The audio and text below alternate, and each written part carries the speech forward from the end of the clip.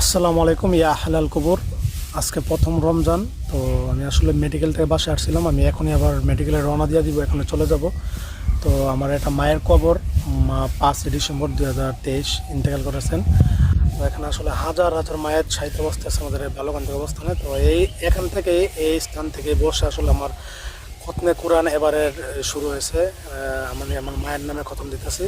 তো ইনশাল্লাহ এখন আমি চলে যাব। তো আসলে 30শে রমজানে অর্থাৎ 29শে রমজান, যেদিন রমজানের শেষ দিন থাকবে ওই দিন আমরা ইনশাল্লাহ মেডিকেল থেকে বাসায় আসবো। এখান থেকে ইনশাল্লাহ খতমটা শেষ করবো ইনশাল্লাহ ওই দিন এসে। ইনশাল্লাহ মেডিকেলে এত ব্যস্ততার মধ্যে, এত পড়ার মধ্যে ইনশাল্লাহ একটা খতম দেওয়ার চেষ্টা করতেছি। ইনশাল্লাহ আল্লাহ তাআলা কবুল করুক। আর আমার মায়ের জন্য সবাই দোয়া করবেন, মাকে যেন আল্লাহ তাআলা জান্নাতের উচ্চ মাকাম দান করুক। পৃথিবীর শ্রেষ্ঠ একটা সুখের স্থান হচ্ছে এই স্থানটা। এখানে আসলে স্বর্গের মতো অনুভূতি। এটা আসলে বলার ভাষা নেই। এখানে আসলে হাজার হাজার হাজার হাজার মায়ের সাহিত্য অবস্থা আছে। বাংলাদেশের দ্বিতীয় বৃহত্তম কবরস্থান আমাদের ঐতিহ্যবাহী বালুকান্দি ইসলামিক কমপ্লেক্সের আল চাহিদ শামসুল বালুকান্দির এই কবরস্থানে আসলে হাজার হাজার মায়ের সাহিত্য অবস্থা আছে। আল্লাহ তাআলা রমজান মাসে ওসিলা করে সকল মায়াতকে মাফ করে দেখ, এমনকি পৃথিবীর সমস্ত মুসলিম মায়াতকে আল্লাহ তাআলা মাফ করে দেখ, এই দোয়া করি। আর আমাদের সকলকে রমজানের ওসিলা করে আল্লাহ তাআলা মাফ করে দেখ। আর এটা হচ্ছে আমার বাবার কবর, নির্ধারিত স্থান। আর এটা হচ্ছে আমার মায়ের কবর। আর এই যে গাছগুলো দেখতেছেন, এগুলো আমি 2019 সালে আমি রোপণ করেছিলাম। আজ থেকে প্রায় 7-8 বছর আগে,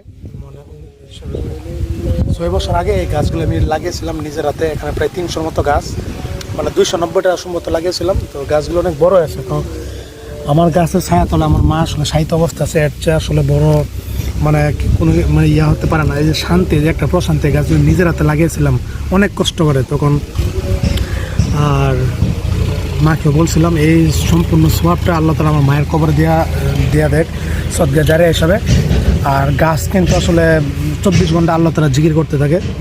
তো ইনশাল্লাহ আমার আসলে এটা একটা স্মৃতিও থাকবে একসময়। আমি ইনশাল্লাহ এই কবরের সাহিত্য অবস্থা থাকবো মায়ের পাশেই। হয়তো আমার কবরটা ইনশাল্লাহ এখানে হতে পারে।